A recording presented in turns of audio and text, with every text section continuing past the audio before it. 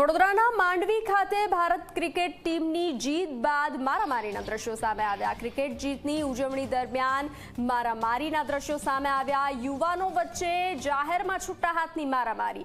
ઉજવણી દરમિયાન ધક્કામુક્કી થતા મારામારી થઈ હતી। મારામારીમાં અનેક યુવાનોને સામાન્ય ઈજા પહોંચી છે। લોકોએ વચ્ચે પડી અને મામલો થાળે પાડ્યો હતો। વધુ વિગતો સાથે સંવાદદાતા રવિ જોડાઈ ચૂક્યા છે। રવિ, ગઈકાલે જ ભારત ટીમની ઉજવણી જીતને લઈ ઉજવણી થઈ રહી હતી, તેને લઈ મારામારીના દ્રશ્યો સામે આવ્યા છે।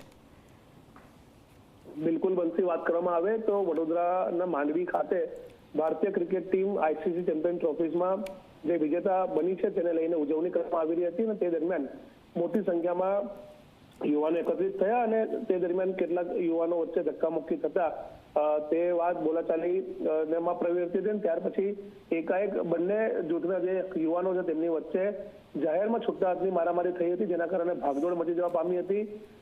જે રીતના વાત કરવામાં આવે તો 15 મિનિટ સુધી જે યુવાનો છે તેમની વચ્ચે મારામારી થઈ।